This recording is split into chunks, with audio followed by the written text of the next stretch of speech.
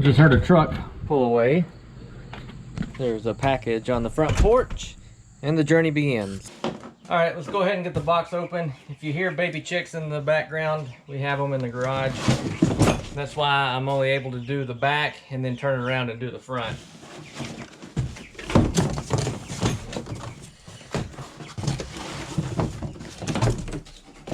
So what we have here is a 2.5 inch rough country leveling kit or lift, whichever way you want to say it. And I bought the extra camber bolts. So you just have the front spacers, which are anodized aluminum. This is the rear shackle. Now this is not going to be a how-to video. I'm not going to go that much in detail. There's tons of videos online about how to put these small kits on. So I'll probably either just do a time lapse or just bring the camera in periodically to give you updates. Let's go ahead and get some quick measurements before we get started. This isn't going to be scientific because we're out in the field instead of on the flat ground.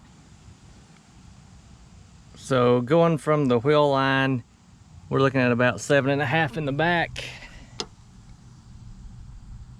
In the front, we're looking at about 6.5. Let's check the other sides.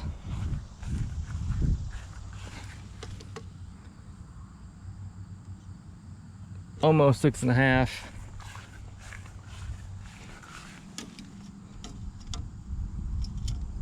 And on this side, we got 7. So that's the average height right now. I'm gonna back it in and get started. If y'all been following my channel, you know I just moved everything into this new garage that I built. With that, it was a quick move, so a lot of stuff I can't find. For instance, the cradle for my floor jack and my tall jack stands. So I've improvised with some cribbing. What you want to do is you want to get the pressure off of these springs. I got all the weight off the axles with a bit more cribbing than what I am comfortable with. So I'm going to keep out from under the vehicle. I still got the jack under the hogshead, so I'm going to go ahead and pull these bolts out. The good part about this truck is it's newer, so we don't have near the rust what I'm used to dealing with. All right, to get the springs bent down, just take a really heavy bar, push down on your axle, and there you go. Bob's your uncle. Now let's turn it around and get the front knocked out. Go ahead and pull the tire off.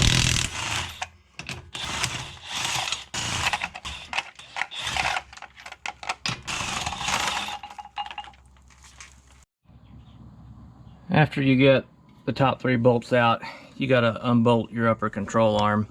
And sometimes it can be a pain to get those out. There it goes.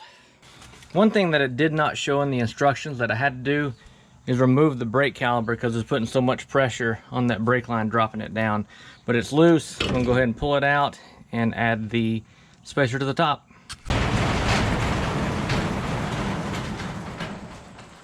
Have you ever heard anybody say that a 30-minute project's one broke bolt from being a 2-day adventure? It's day 2.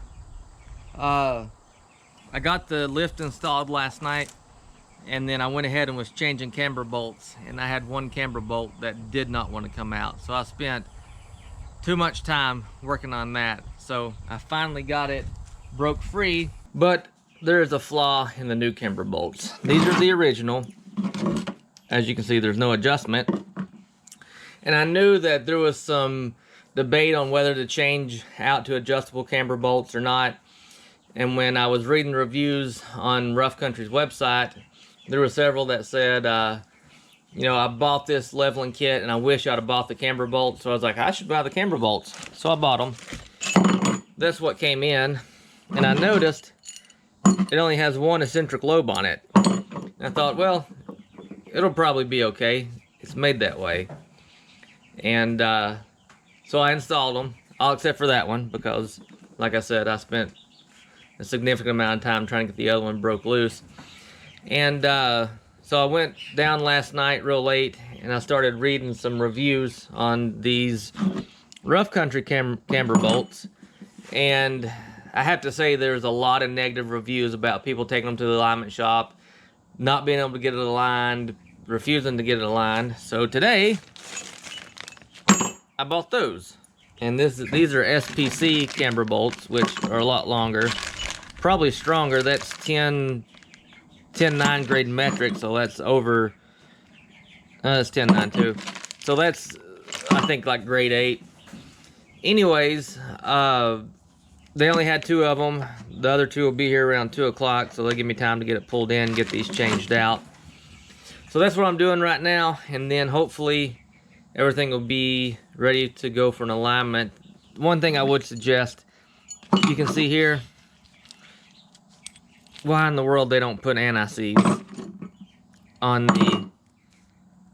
the bolts when they install them is beyond me. So make sure you put anti-seize on it.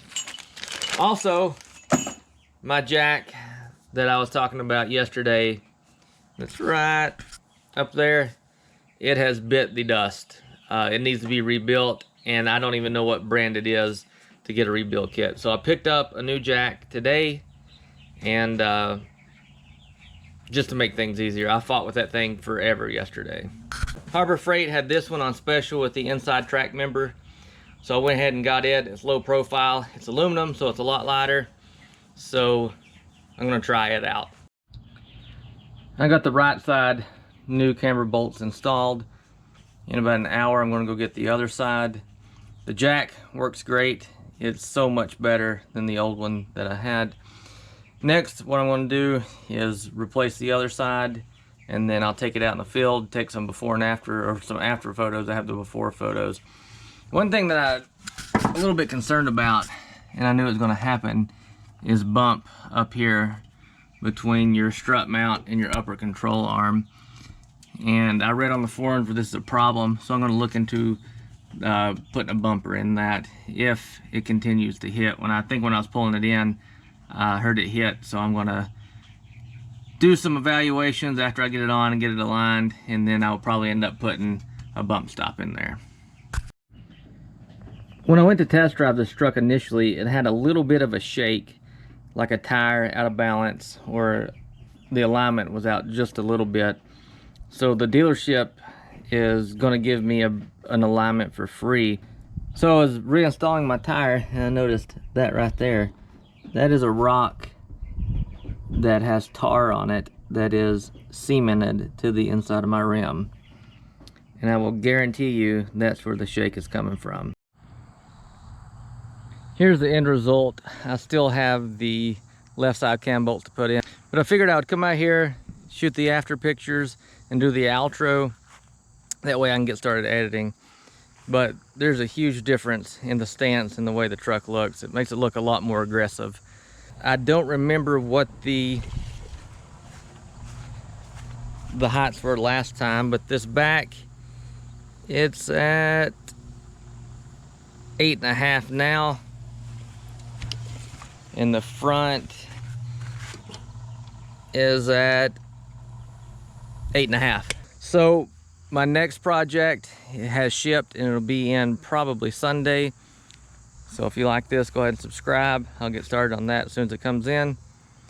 I do recommend the Rough Country leveling kit.